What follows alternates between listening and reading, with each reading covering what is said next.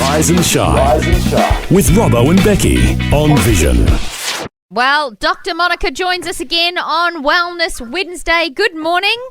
Good morning, guys. You have just such great knowledge and input on the things that we've been talking about. So we were going to jump straight to it this morning and talk about the biggest misunderstandings that people can have about boundary setting. We all need boundaries, but sometimes we can sort of get things a little muddled up.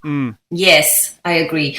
I think we all definitely need boundaries, especially in today's world, with so many of us working from home and, just the endless commitment. So, first of all, let me just go through what I think some of the biggest misunderstanding, and this is something I guess held on for many years as well. I think one of the things is that people see boundaries as being rigid and constricting. So when I, sort of coach or work with, different groups of people, they often go, but, it just seems so rigid. It just seems so constricting. But really, boundaries are not rigid. They are not constricting. But the way I look at it is that boundaries are actually respecting our capacity for what matters for us in this season of life. So it's actually a protection. It's a protective, it's a nurturing, and it's respectful, not just for us who hold the boundary, but it's also good for the people that we are holding the boundary towards.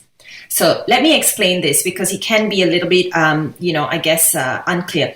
So if I hold a boundary in regards to my work commitments, it is me saying to myself, all right, my work matters, my 9 to 5 work matters, and everything that falls within that time, will be given priority. But anything that sort of comes in after 5:30 or 6 is something that I'm going to deal with the next day. Yep. So this is, sort of talking around like the boundaries around working time and things like that.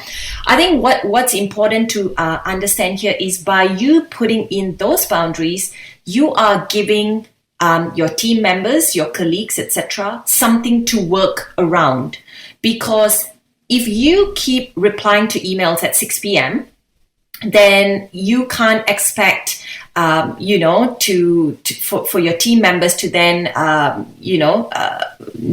not expect you to reply your emails because you haven't held those boundaries, or you maybe don't even have those boundaries. So it's really, making sure what you understand what your capacity is for this season or for this area of your life, and then protecting those boundaries so that other people understand what matters to you as well.